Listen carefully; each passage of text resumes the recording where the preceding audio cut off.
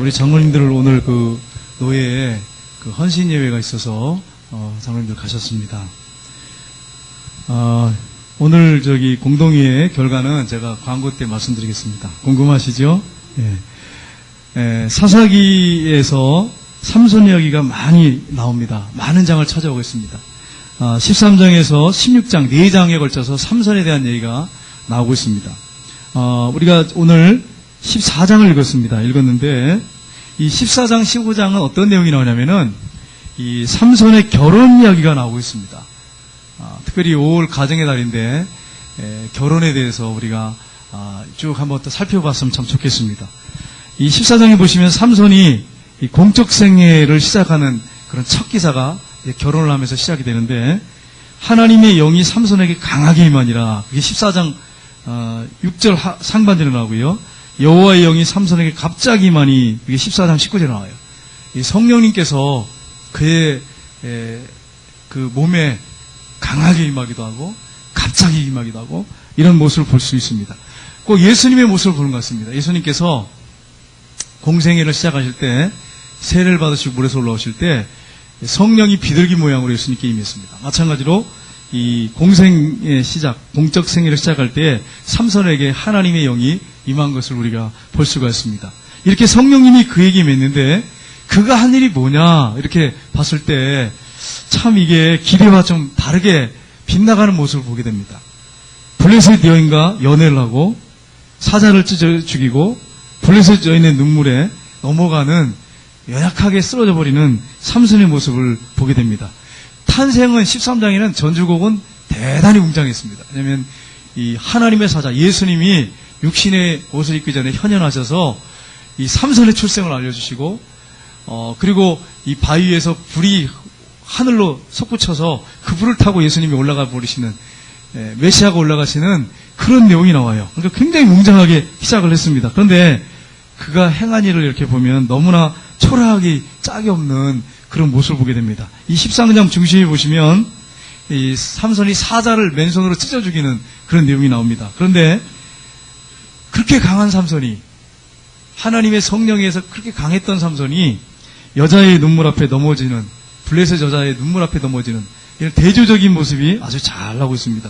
이 초자연적인 능력과 연약함을 동시에 보여주는 아주 대조적인 모습을 보여주는데, 이 삼손의 일생을 보면 꼭 이랬어요.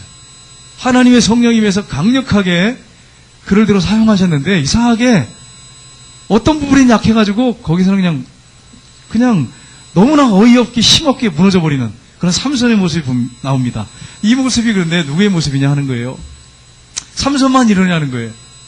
우리의 모습도 이래요. 우리의 모습도 어떨 때 보면 신앙이 굉장히 강하고 정말 믿음 생활 잘하는 것 같은데 어느 순간에 보면 바닥을 치고 있는 우리의 모습을 봐요.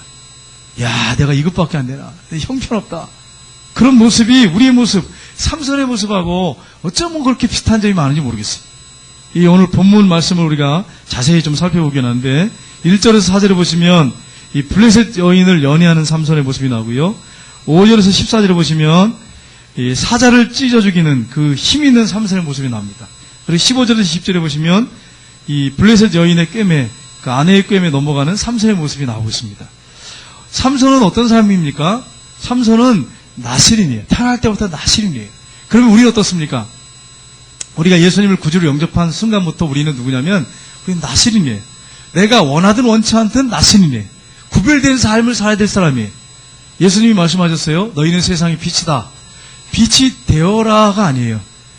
앞으로 되어가라 그게 아니고 너희는 세상의 빛이다. 너희는 세상의 소금이다. 이게 무슨 말입니까? 너희는 이미 구별된 삶을 사는 사람이다 라고 하는 것을 분명하게 말씀합니다. 우리가 나실이라고 하는 사실을 말씀하고 있어요. 그렇다면 우리가 어떻게 나실인의 삶을 살 수 있습니까? 라고 하는 것을 우리가 본문을 통해 살펴보긴 하는데, 첫 번째는 말씀에 따른 선택을 하면서 살아야 됩니다. 우리가 성령에서 거듭난 사람이고 하나님의 자녀라면 말씀의 그 선택을 따라서 우리가 살아야지 내 육신의 욕망을 쫓아 살면 안 된다고 하는 거예요. 우리 1절부터 4절 말씀을 보면 그 내용이 나오는데 1절, 2절 말씀을 한번 같이 읽어보겠습니다. 같이 한번 읽겠습니다. 삼손이 딥나에 내려가서 거기서 블레셋 사람의 딸들 중에서 한 여자를 보고 올라와서 자기 부모에게 말하 이르되 내가 딥나에서 블레셋 사람의 딸들 중에서 한 여자를 보았사오니 이제 그를 맞이하여 내 아내로 삼게 하소서 하매. 자, 여기 보면 삼손이 지금 어디 갔습니까? 블레셋 땅이었어요. 거기서 눈이 맞았어.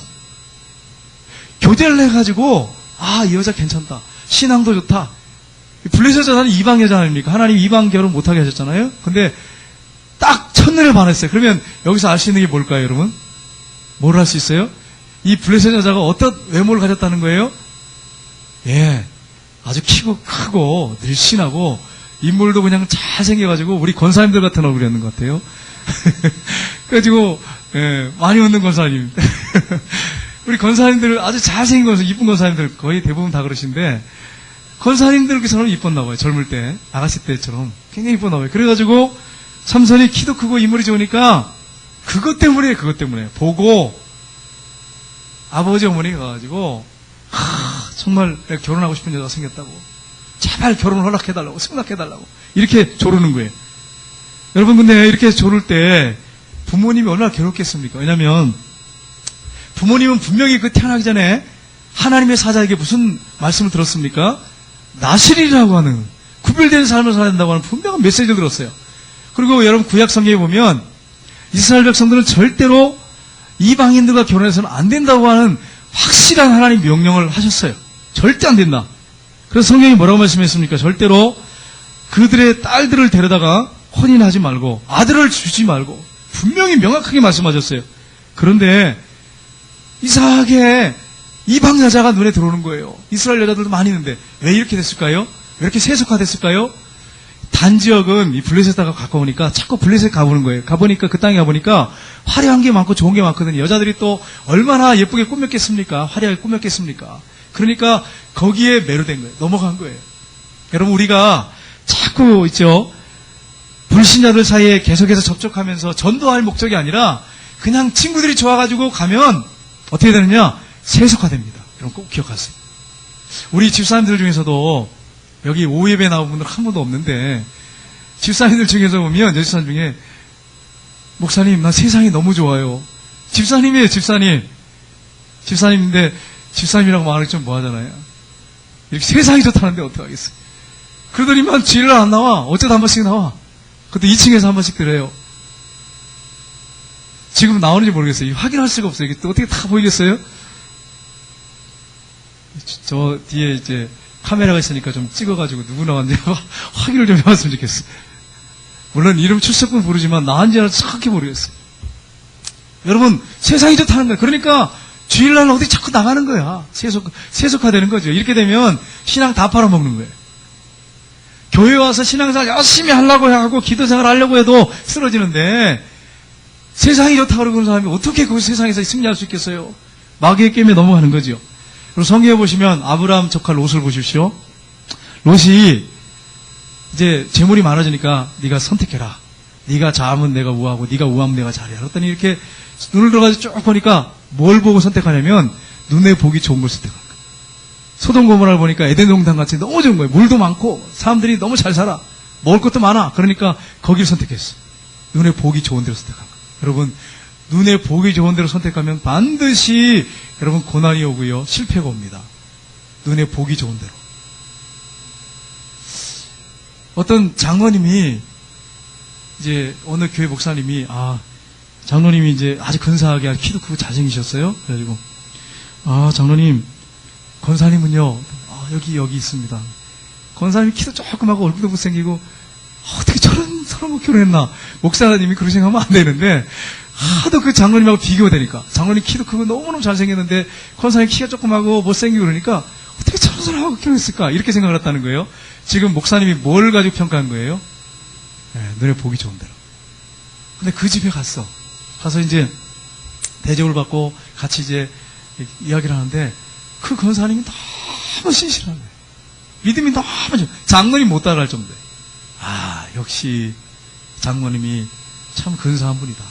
신앙이 참 좋은 분이다. 바로 선택했다. 그러셨다는 거예요. 여러분, 그렇습니다. 눈에 보기 좋은 대로 자꾸 선택하려고 우리는 평가하려고 하는데 나중에 후회. 아내가 키가 좀 작다고 못생겼다고 절대로 갈시하지 마세요. 그게 진짜 보배입니다. 진주에. 사람들이 우습게 여겨도 보배의 진주에. 귀하게 여기셔야 돼요. 눈에 보기 좋은 대로 선택해서 갔어요. 롯이 어떻게 됐습니까? 소돔 고모라 근처에 살았다가 나중에 좋으니까 아예 들어갔어. 세속화됐어. 나중에 어떻게 됩니까? 소돔성에 고모라성에 하나님이 유황불을 내리셨어요. 도망갔어. 아내는 도망가다가 집에 있는 그 보물이 막 탐이 나고 이제 그게 염려가 되는 거죠. 언제 저거 다시 또 가지러 오나. 혹시 저거 다 없어지는 거 아니야. 근심이 돼가 뒤돌아보다가 손길이 됐어. 딸들은 산에 가서 우리를 위해서 자녀를 우리가 낳을 수가 없지 않냐. 우리 남편 될 사람이 없지 않냐. 아버지 술 먹여가지고 큰딸이 들어가고 작은딸이 들어가서 암몬과 모압이 났어. 왜 이런 일이 벌어졌어요? 소돔성이 동성애 자들로 가득했어. 성적으로 음란한 도시야. 그러니까 상생하지 못할 생각을 하는 거예요. 왜? 세속화돼 버리니까. 타락해 버리니까. 여러분, 세상 속에 들어가서 전도할 목적으로 우리가 기도하고 섬기고 전도하는 거는 해야 합니다. 그러나 세상 친구가 너무 좋고 세상이 난 너무 좋아요. 이런 사람은 좀 생각을 해봐야 돼. 타락할 확률이 아주 높은 사람이에요.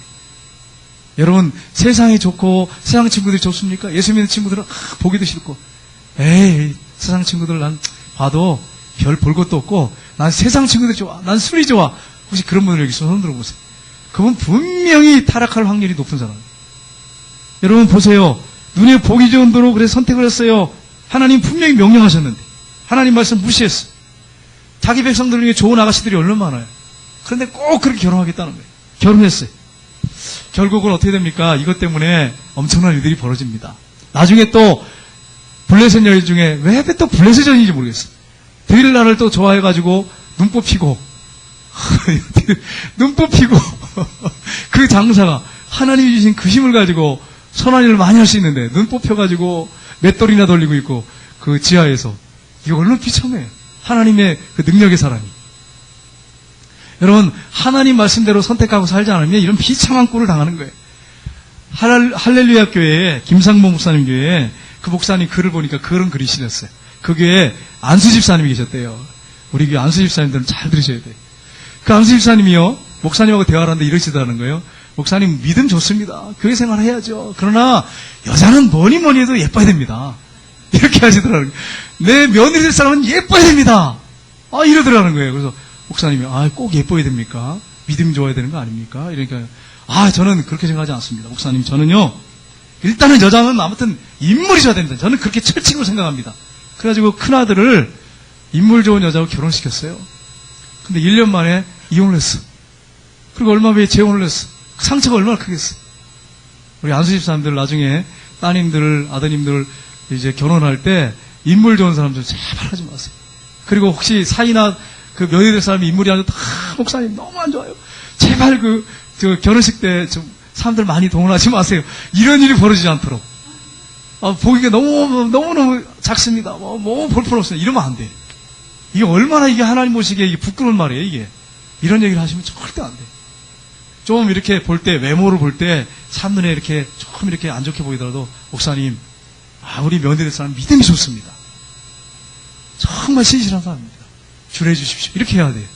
많이 동원해 주세요. 결혼식 때. 그렇게 해야 그게 믿음의 사람인 거예요. 여러분 보세요. 결국은 어떻게 되는지 보십시오. 나중에 이제 문제가 그 당시 결혼했는데 결국은 이게 이혼이 된 거예요. 이혼하려고 이혼한 게 아니고 이혼이 됐어요. 근데 우리가 이 말씀에 보면, 사절에 보면 좀 아리송한 말씀이 나와요. 분명히 잘못한 건데 이상하게 삼손이 잘한 것처럼 나오는 구절이 있어요. 우리 한번 보겠습니다. 4절 말씀 한번 읽어보겠습니다. 그때 블레셋 사람이 이스라엘을 다스린 까닭에 삼손이 틈을 타서 블레셋 사람을 치려 함이었으나 그의 부모는 이 일이 여호와께로부터 나온 것인 줄을 알지 못하였더라. 이 말씀 보면 이상하잖아요. 삼손이 내가 블레셋 여자하고 결혼을 해가지고 요걸 기회로 해가지고 블레셋 사람들을 처치해야지, 이렇게 이 본문을 그대로 읽어버리시면 이 오해가 되는 거예요. 그런 의미가 아니에요. 여러분, 이 말씀은요, 하나님께로부터 나왔는데 하나님께서 막 그렇게 막 몰아가셔가지고 삼손의 마음을 감동을 해가지고 블레셋 여자하고 결혼해라, 그런 하나님이 아니에요.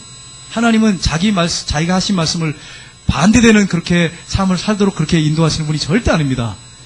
하나님께로부터 나왔단 말은 뭐냐면 하나님께서 허용하셨다는 얘기예요. 삼손이 하도 블레셋 여자 외모에 관심이 많고 거기에 집중하니까 하나님이 허용하셨다는 거예요. 그 부분에 대해서 허용하셨다는 거예요. 꼭 이렇게 해야지 블레셋 사람을 칩니까? 사사일을 할 수 있는 겁니까? 아니죠. 그 전에 그런 사사 한 명도 없었는데. 이 말씀은 삼손이 하도 이쁜 여자 좋아하고 이방 여자를 좋아하니까 하나님이 이걸 틈을 타가지고 블레셋 사람들을 무너뜨리려고 허용하셨다는 얘기예요. 이 말씀은. 본문을 여러분 잘못 해석하면 안 돼요.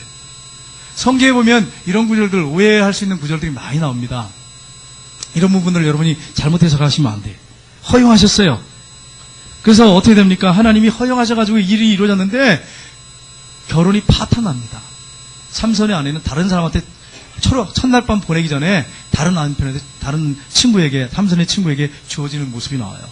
삼손은 또 어떻게 합니까? 사람을 가서 죽이고 막 이런 일들이 벌어지는 것을 보게 됩니다. 여러분, 우리가 하나님 말씀을 따라 살고 선택을 해야지 인간의 생각과 방법을 가지고 선택하면 나중에 반드시 후회하게 될 것이라고 하는 것을 잊지 말아야 돼요. 그런데 이상한 것은 이렇게 알면서도요, 꼭 결혼할 시기가 되면 꼭 눈으로 보는 걸 선택해요. 여러분, 절대로 며느리 될 사람 데려오거나 사이 될 사람 데려올 때 외모 가지고 뭐 이랬더니 저랬더니 하지 마세요. 제발 그렇게 하지 마세요. 그렇게 하지 말고 뭐 하나만 딱 보시면 되냐면 성품하고 믿음만 보시면 돼요. 뭘 보시라고요? 성품하고 믿음 두 가지만 보면 돼. 다른 거 볼 거 없어요. 여러분, 이 성품하고 믿음만 좋으면요, 오래 결혼 생활하도 나중에 후회하지 않고 하나님 앞에 감사할 수 있어요. 이 두 가지가 정말 중요해요. 두 번째는 성령님의 능력으로 일이 됩니다. 5절부터 14절 내용인데 13장 25절 하반절에 보시면 이제 우리가 14장을 봤는데 13장에 보시면 여호와의 영이 그를 움직이기 시작하니라 이렇게 돼 있어요. 삼손을 움직이기 시작했다고 했어요. 근데 6절 보십시오. 한번 읽어보겠습니다. 6절 말씀. 6절 말씀을 같이 읽겠습니다. 여호와의 영이 삼손에게 강하게 임하니 그가 손에 그 사자를 염소 새끼를 찢는 것 같이 찢었으나 그는 자기가 행한 일을 부모에게 알리지 아니했더라.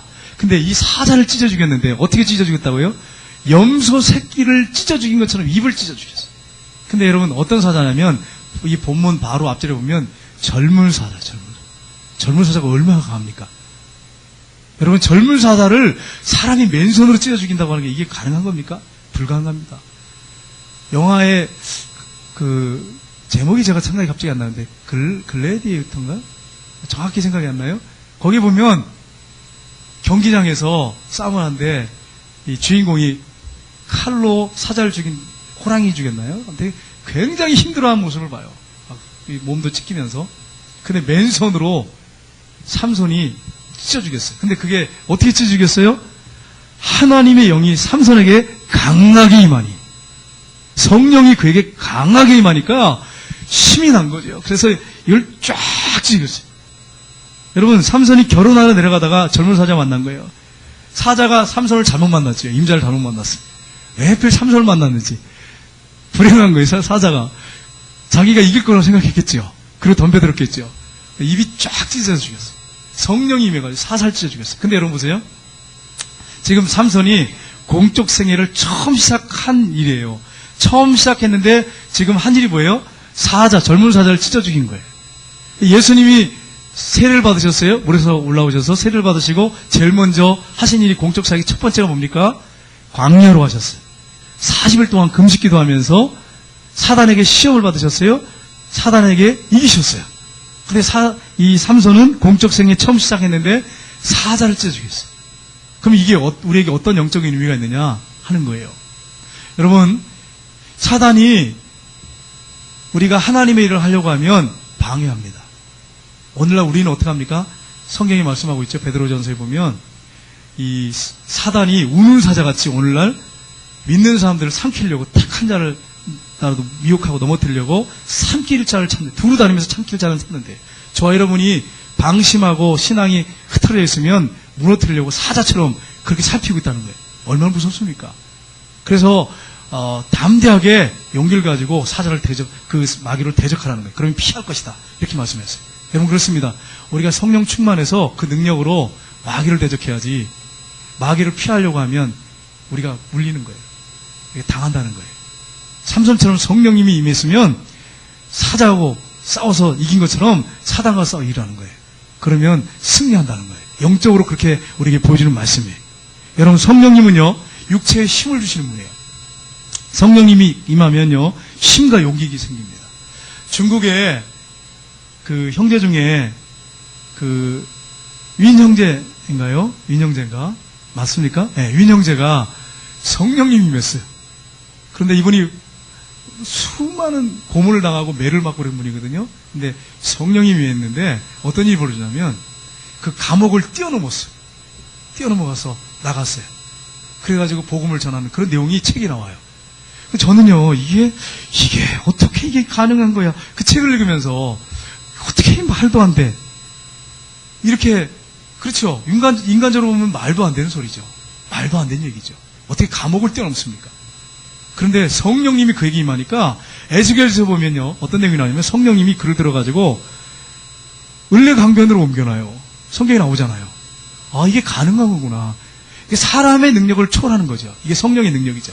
성령이 임하니까, 강하게 임하니까 사자의 입을 찢어주겠어. 나중에는요, 삼손이 또 성문을 뽑아가지고 가요. 성문을 뽑아, 이게 말이 됩니까? 성의 문을 뽑아가지고 가요. 그게 나와요. 삼손의 이야기가. 이게 성령님이 역사하시면 우리에게 뭘 주냐면 힘과 용기를 준다고 하는 것을 우리에게 보여주는 말씀이에요. 여러분, 삼손의 힘이 아닙니다, 여러분. 삼손이 머리 깎였을 때 어떤 일이 벌어졌어요? 힘이 하나도 없어요. 끌려가가지고 눈이 뽑혔어요. 이거는 삼손의 힘이 아니라 성령의 힘이셨어요. 성령님이 우리에게 지혜를 주십니다. 힘을 주십니다. 믿음을 주시고 소망을 주시고 사랑을 주십니다. 성령님은 성부 하나님과 함께 천지를 창조하신 분이에요. 하나님이세요. 그러니까 우리가 생각하지 못한 초자연적인 능력을 행하세요. 여러분, 윈영계 책 보면 이거 외에도 엄청난 일들을 성령님이 행하는 걸 나와요. 그걸 보면서 이게 무슨 무협소설 같아요. 꼭 그런 역사가 막 일어나요. 막 하나님이 성령이 막 놀라운 일을 막 행하시는 걸 봐요. 근데 그분이 한 경험이죠. 체험이죠. 우리는 상상할 수 없지만 그분이 체험한 내용이에요. 성령님은 능력이 많으신 분이에요. 그래서 성령님이 누구신지 알고 성령님의 그 하신 일들을 우리가 제대로 한다면 우리가 그분의 힘을 의지하게 되고, 그러면 더 많은 일을, 하나님의 영광을 드러낼 수 있다고 하는 사실입니다. 우리의 힘으로 할 수 없는 일을 그분을 통해서 할 수 있다는 사실이에요. 우리가 이것을 잊지 말고 성령의 충만을 받고 우리가 성령의 능력으로 일해야 된다고 하는 것을 삼손을 통해서 배우게 됩니다. 사사들 보십시오. 하나님이 선택하시고 뽑은 사사들 보면 성령이 임해서 일한 일들을 능력 있게 잘 감당하는 모습을 보게 됩니다. 그래서 우리가 해야 할 일이 뭐냐면 성령의 능력을 받는 거예요. 이게 참 중요해요. 그리고 세 번째는 성령님의 열매 맺는 삶을 살아야 됩니다. 15절 20절을 보시면 이 성령의 9가지 열매 중에 무슨 열매가 있습니까? 마지막 9번째가 절제예요. 절제. 근데 성령이 임해서 육체적인 어떤 능력과 용기를 가지고 어떤 일을 했는데 삼손이, 문제는 뭐냐?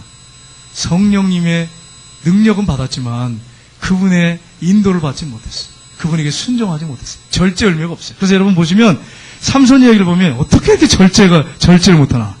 어떻게 사사가 이럴까? 그런 모습이 너무 많이 나와요. 절제가 안 돼, 절제가. 여러분, 성령의 9가지 열매를 맺어야 돼요. 절제 열매가 맺어야 되는데 삼손은요, 절제 열매가 없습니다. 성령의 음성에 순종하잖아요. 그 능력은 받았는데 순종하지 않아요. 그래서 여러분, 구약에 보면 이스라엘 백성들이 성령의 음성에 순종하지 않는다는 그런 말씀이 나와요. 여러분, 삼손이 절제가 안 되는 모습이 나오는데 보세요. 이방 여인과 결혼하지 말라고 분명히 말씀했는데 나스린이 이방 여인과 결혼을 하려고 그랬어요. 그렇게 결혼을 했어요. 그리고 또 어떤 일이 있습니까? 시체를 만지지 말라고 했는데 이 사자의, 이제 그가 찢어 죽인 사자에게 가보니까 거기에 꿀이 있는 거예요. 시체를 만지면 안 된다고 그랬어요. 나스린은 절대로 안 된다고 분명히 말씀하셨어요. 근데 그 시체를 있는 그 꿀을 떠다가 먹었어요. 그리고 또 어떤 일이 있었습니까? 독주나 포도주를 마셔는 안 된다. 나스린이 분명히 그랬죠. 근데 삼손이 술 먹는 모습이 나옵니다. 결혼하니까 나스리니까 술을 결혼해도 먹지 말아야죠.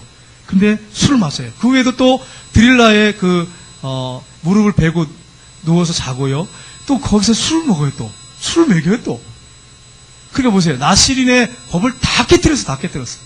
이방 여인과 결혼하지 말라는 거 깨뜨렸지요. 시체 만지지 말라는 거 깨뜨렸지요. 술 먹지 말라는 거 깨뜨렸지요. 절제가 하나도 안 돼. 절제가. 근데 하나님이 그래도 은혜를 주시고 글을 들어 쓰시는 모습을 우리가 볼 수 있습니다. 여러분, 우리가 성령의 능력을 받는 거 중요해요. 성령에 충만한 거 중요한데 성령님의 음성을 듣고 순종하는 것은 더 중요합니다. 그분은 인격자입니다. 그래야 절제를 맺을 수 있는 거예요. 이 삼손이 결혼했습니다. 결혼잔치를 7일 동안 했어요. 우리나라는요, 결혼이 점점 이 잔치가 없어지죠. 줄어가지고 옛날에 우리나라 3일 이렇게 했는데 요즘에 보면 이제 결혼식장 가잖아요. 그러면 이제 거기 있는 아가씨들, 담당자들이 와서 저한테 뭐라 하는지 아세요? 주례하려고 그러면, 목사님, 짧게 하세요, 짧게 하세요. 이 얘기밖에 안 해. 그래가지고, 걱정하지 말라고. 난 짧게 하는 사람이라고. 이렇게 얘기하는데. 꼭 와가지고 하는 얘기가, 목사님, 결혼주례 짧게 하는 거예요. 아마 이분들이 내 생각에, 목사님들이 오셔서 결혼주례를 오래 해가지고 시간을 많이 잡아먹었대. 그러니까, 뒤 사람들이 막 힘들었나 봐요. 그러니까, 만나요 가면 꼭 그 얘기를 하는 거예요. 목사님, 결혼주례 짧게 하세요, 짧게 하세요. 여러분, 결혼주례를 짧게 하는 게 좋은 겁니까? 물론 길게 하는 것도 문제가 있겠죠. 너무 길게 해가지고 너무 어떤 분도 그러더라고요. 목사님 결혼주례를 너무 오래 해가지고요. 사람들이 너무 힘들어가지고 혼났습니다. 그런 경우가 있더라고요. 그런 얘기를 내가 들은 적이 있어요. 너무 길게 하는 것도 문제가 있어. 그래 왜냐면 다음 사람들이 있는데 그걸 계속 길게 하고 있으면 얼마나 힘들겠어요. 그러나 또 너무 짧게 해가지고 간단하게 끝내버린다. 이게 일생에 한 번 하는 건데 이것도 이런 맞지 않잖아요. 근데 7일 동안 결혼을 잔치를 했어요. 했는데 삼손이요 블레셋 사람들을 이제 잡으려고 생각을 했어요. 죽이려고 한 게 아니라 잡으려고 생각을 했어요. 그래가지고 퀴즈를 냅니다. 무슨 퀴즈 냅니까? 잔치 기간 동안 술 마시면서 친구들하고 이런 얘기를 합니다. 내가 퀴즈를 낼 텐데 만약 퀴즈를 맞히면 내가 배우 30벌과 겉옷 30벌을 주겠네. 거기 이제 30명의 아마 친구들이 앉아 있었던 것 같아요. 근데 너희들이 만약에 못 맞히면은 너희들이 나에게 배우 30벌과 겉옷 30벌을 내놓아야 하네. 이렇게 아마 이제 제안을 한 거예요. 그러니까 30명이 못 맞히겠어요? 퀴즈를? 수수께끼를? 수수께끼 내라고. 우리 수수께끼 좋아하잖아요. 그러다가 못 맞춰가지고 애를 먹고 이렇게 여러분 젊을 때 또 청년 때 학생 때 그 수수께끼 못 맞춰가지고 애 먹은 적 있잖아요. 저도 그런 적이 있는데 기억에.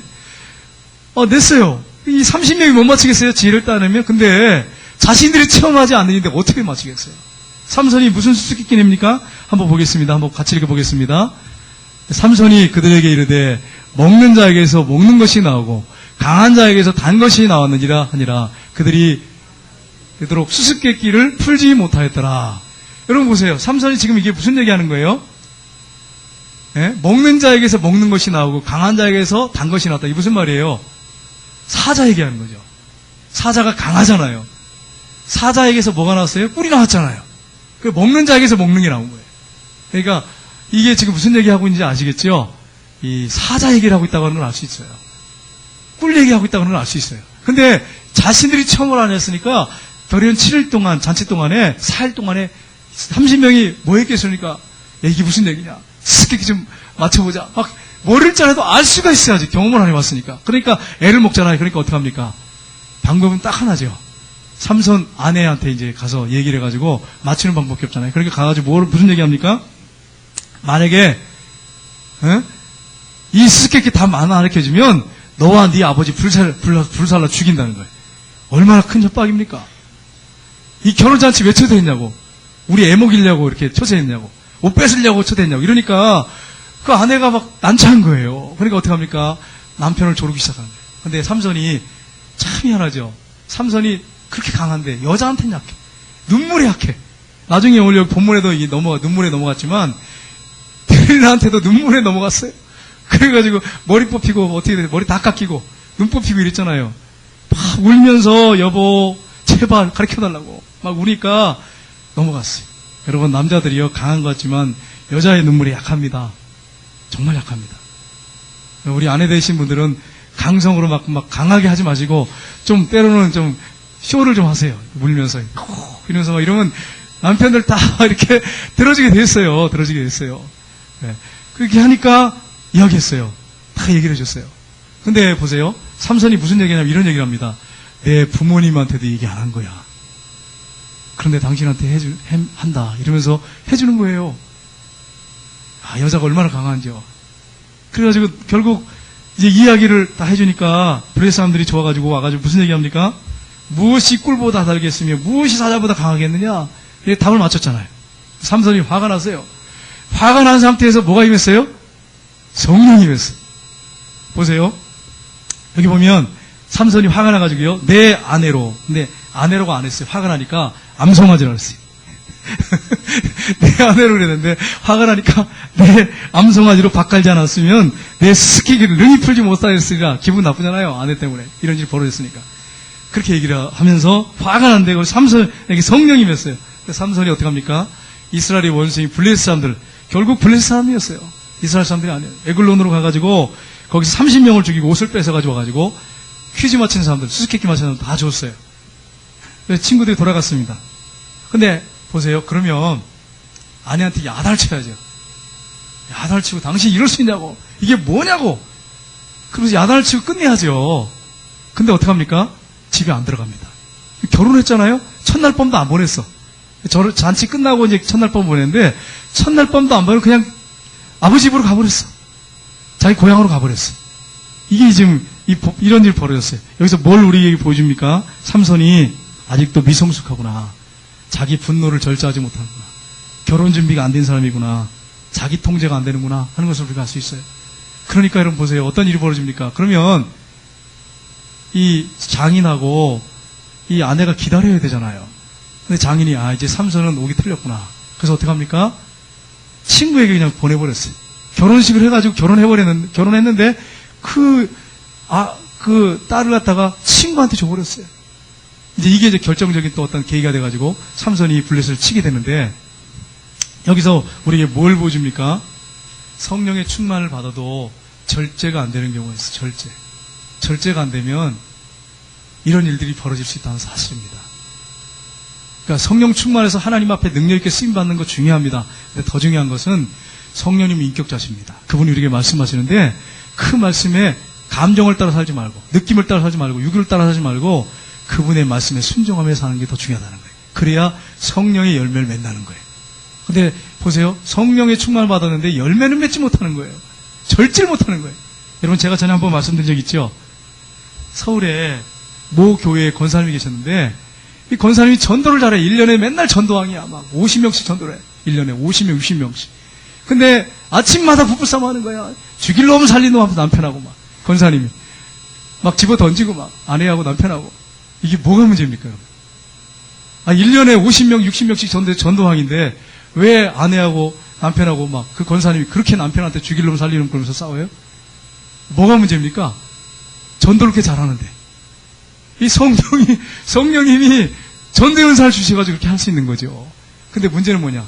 성령에 의해서 은사를 받아서 전도를 하는데 성령님께 순종을 안 해. 성령님 말씀하시는데 내면에서 말씀하시지 그러면 안 된다. 남편을 존중해라. 순종 안 하는 거예요. 그냥 감정 따라 느낌 따라서 그냥 막 남편한테 해야 되는 거죠. 열매가 안 맺혀져. 절제 열매가 안 맺혀져. 여러분 우리가 이런 사실을 알고 성령 충만받고 능력 받는 것도 중요한데 성령에 인도받는 것, 그분에 따라서 순종하고 절제하는 게 더 중요하다 하는 것을 우리가 잊지 말아야 됩니다. 여러분 우리가 나실의 삶을 어떻게 살아야 됩니까? 삼손을 통해서 우리에게 하나님께서 잘 보여주시죠. 뭘 보여주고 있습니까? 말씀을 따라 선택하고 결정을 하는 거예요. 두 번째는 성령의 능력으로 일하라는 거예요.